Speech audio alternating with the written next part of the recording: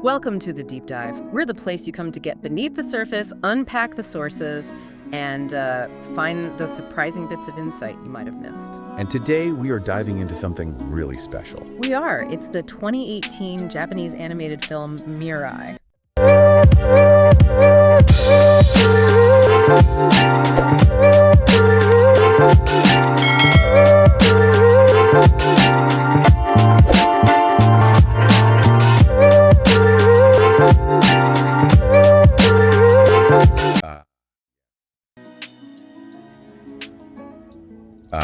Yes.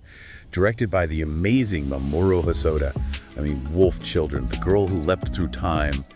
He's just got this incredible touch. He really does. And Mirai is such a perfect example. It mixes, very ordinary family life with these, fantastical time travel elements. Absolutely. It's quite masterful how he does it. So that's our mission today, really, to dig into how this film takes something pretty common, a kid getting a new baby sister, and turns it into this source of, deep emotional wisdom. And some genuinely surprising ideas about growth and family connection. It's not just a kid's movie. Not at all. It got an Oscar nomination for Best Animated Feature. And it won the Annie Award for Best Animated Feature, too. Huh. Produced by Hosoda's own studio, Chizu. That says a lot.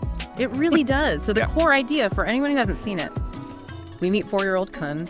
His life is pretty good, then boom, baby sister Mirai arrives. And his whole world just gets completely shaken up. He's hit with this huge wave of jealousy, confusion, all that stuff. Right. And that's when the magic starts, these incredible journeys through time.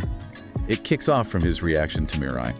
You mentioned Kun's struggles, his jealousy. Yeah. It feels incredibly real. How does the film make those moments, which, let's be honest, can include some pretty intense tantrums? Oh, definitely. How does it make those moments feel pivotal instead of just, annoying? That's a really good point, because Kun is portrayed as a totally authentic little kid. He's impulsive, he's emotional, he throws massive tantrums. We see it all. But what Mirai does so brilliantly is it doesn't judge him. It shows his frustration not as just bad behavior, but as his way of grappling with this enormous change in his life. Okay. So it respects his feelings. Exactly. His journey feels relatable because the film takes his big emotions seriously.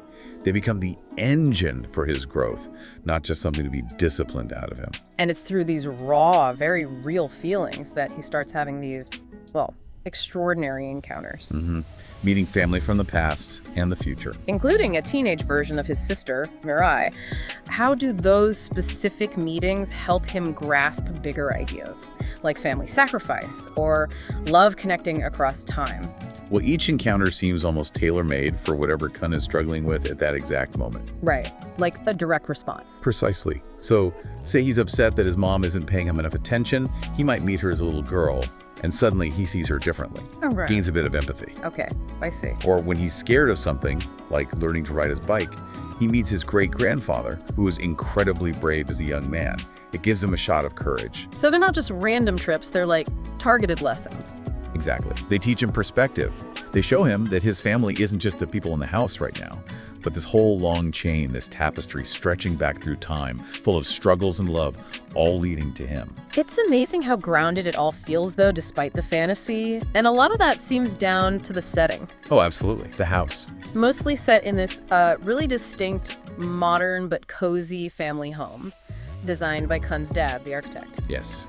And that house is almost a character in itself, isn't it? Yeah. With its different levels and that central garden. How does that realistic space become the backdrop for these, surreal journeys? It seems seamless. It's really clever. The garden, especially, becomes this sort of portal. But it's not usually like a big flashy effect. Right, no swirling vortexes. No, it's often subtle. A ripple in the little pond, maybe, or a familiar space, just feels different. It makes the extraordinary seem like a natural extension of being a kid with a vivid imagination. It blurs that line between what's real and what's in Kun's head. Perfectly. You just accept it as part of his world. Which makes those encounters with other characters feel so much more potent. Let's talk about them. Who are the key players he meets? Starting with Teen Mirai from the future. Right, Teen Mirai. She's wonderful. She's not just like an older sister telling him off. No, she's wise, Yeah. really warm. She guides Kun gently, helps him see things from a different perspective, especially about their family. She embodies that patience and empathy he's still learning. She's like a glimpse of his own potential future understanding. Exactly, a really positive glimpse. And the parents. Their dynamic feels so modern and honest. What stands out about them? I really appreciate how real they are. The mom, she's strong, she loves her kids, but she's also juggling work and this new baby. We see the stress. Oh yeah, the film shows her being overwhelmed, the mess, the exhaustion. It's relatable, for anyone who's been there. Definitely. And the dad, he's a stay-at-home father, an architect working from home. Gentle guy, but kind of awkward sometimes. Yes, and he's clearly struggling a bit with the new demands of full-time childcare. But he doesn't give up. You see him grow into it. It's such a progressive take on shared parenting, isn't it? It really avoids those old gender stereotypes. It does. It shows the challenges, but also the rewards of that kind of partnership.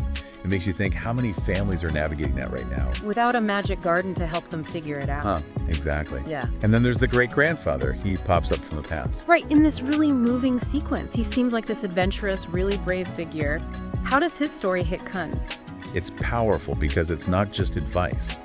Kun sees his great-grandfather's past, his resilience, especially this story about his determination involving a train and the woman he loved. Wow. Yeah. It teaches Kun about perseverance, but it also connects him directly to his roots, to this line of strength he comes from. It's about honoring that history.